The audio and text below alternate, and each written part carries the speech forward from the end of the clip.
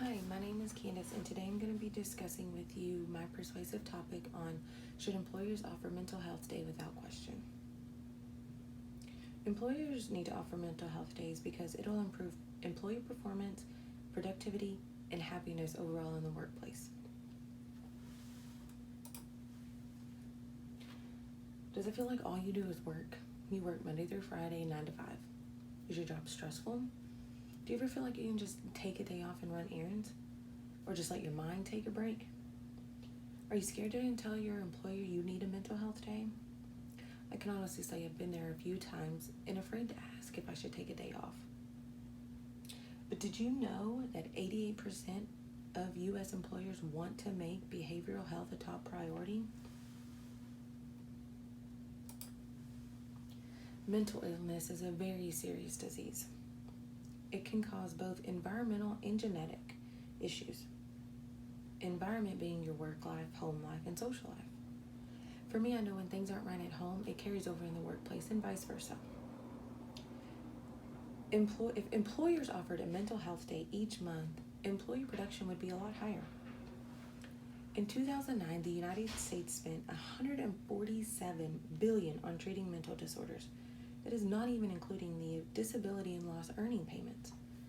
Stress from your workplace can cause lifelong problems, like cardiovascular disease.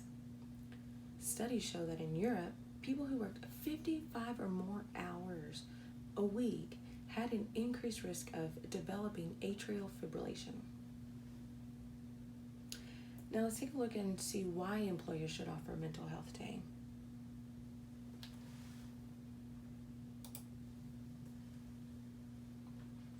With your health being high at risk, it's very important to know the signs of needing a mental health day.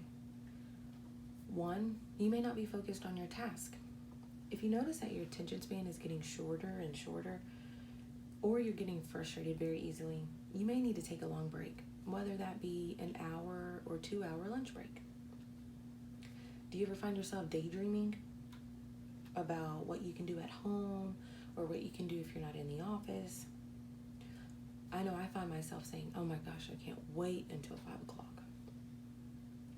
Studies show by taking mental health days, you're placing equal value between your mental and emotional well-being, and also your physical well-being.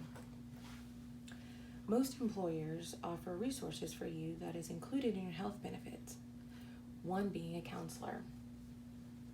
I know for our office, we are offered 6 counseling sessions with a confidential counselor that is paid for. A cited source was Thurman said that we quickly learned that mental health is a bigger issue in our population than what we originally thought or knew.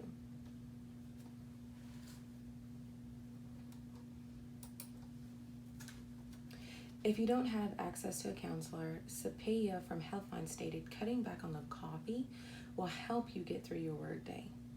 Replace the coffee with stimulation activities like yoga or going for a 30-minute walk during your 30-minute lunch break. The benefits of a mental health day. A mental health day can help reduce the stress or burnout of your job.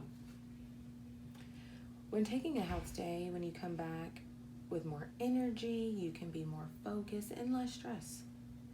Think about how happy you are on Fridays. You know you have 2 days to do whatever you want to do before you hit the ground running on Monday. Next time, take a look at your office on Fridays or your other job place that you work and see how happy people are knowing it's the weekend. For me, I know when I'm about to take a vacation, my productivity is higher than it was that week before. I'm more focused on getting the task completed before I have to come back to a huge mess. Philip Leviduski said that addressing employee mental health is cost-effective for the employer and beneficial for the employee. Employees who take mental health days receive effective treatment for mental illness, lower medical cost, increased productivity, lower absenteeism, and decreased disability cost. Okay, so now you're home. You have your mental health day. What do? Stay off social media. Really unplug yourself. Go for a walk outside. Listen to the trees. Feel the breeze through your hair. Stay off of the social media accounts. Stay off of your cell phone. A lot of the times you're bored with work, go grab lunch with friends. That can be in your hour or two. Or like I said before, go on a walk. They say do something that engages your mind and inspires you. Now let's take a look at some statistics for taking a mental health day. We all know that mental health days versus other countries is totally different. America being one of the most developed countries in the world, we do not have laws in place for employees taking mental health days. America isn't very supportive of workers who want to take sick or leave time for those days. But did you know there's 1 in 3 employees that feel chronically stressed on the job but are afraid to request time off? Did you know in the UK there's no difference in taking a mental health day over a sick day?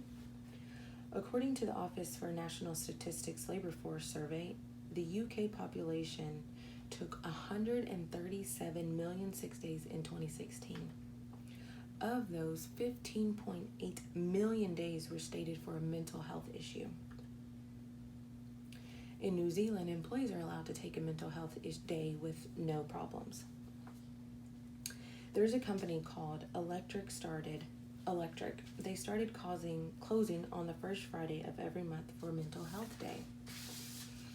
The CEO of the company, Jamie Coakley, noticed that 70% of her employees have not taken more than 2 days off in the beginning of the year.